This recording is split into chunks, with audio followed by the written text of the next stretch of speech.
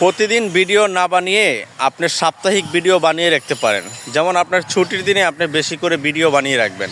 ধরেন ছুটির দিন আপনি কোথাও ঘুরতে গেলেন বা কোনো একটা সুন্দর নিরিবিলি স্থানে গেলেন, তখন আপনি বেশি করে ভিডিও তৈরি করে রাখবেন, তৈরি করে আপনার গ্যালারিতে রেখে দিবেন।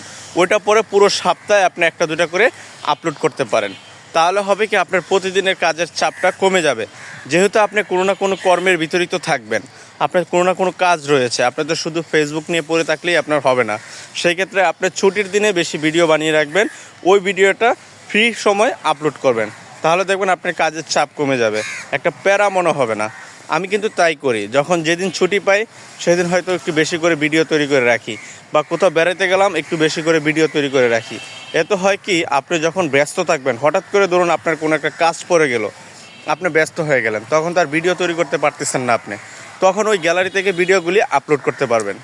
এটাই সবচেয়ে বড় সুবিধা। কারণ আপনি যদি কন্টেন্ট ক্রিয়েটর হিসেবে ভিডিও আপলোড করেন, একদিন ভিডিও না ছাড়লে আপনার রিচ, এঙ্গেজমেন্ট, রেট চিহ্ন এসে পড়ে যায়, বা আপনার ডাউনের দিকে চলে যায়, পার্সেন্টেজ রেট হয়ে যায়। তখন কিন্তু আপনার ভিডিওটা তৈরি করে যদি আপনি প্রতিদিন অন্তত একটা করে ভিডিও ছাড়তে পারেন, আপনার রিচ, এঙ্গেজমেন্ট ঠিক থাকবে, রেট হবে না, আপনার পার্সেন্টেজ রেট চিহ্নে পরিণত হবে না। এই ক্ষেত্রে আপনি অবশ্যই গ্যালারিতে ভিডিও মজুত রাখবেন, যেটাকে সঞ্চয় বলা হয়।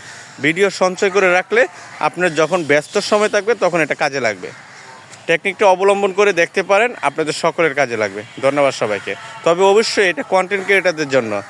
আর যারা এমনি ভিডিও ছাড়েন তারা তো যে কোনো সময় ছাড়লেই পারেন, তাদের কোনো বাধ্যবাধকতা নেই, ভিডিও ছাড়তে হবে এমন কোনো কথাও নেই।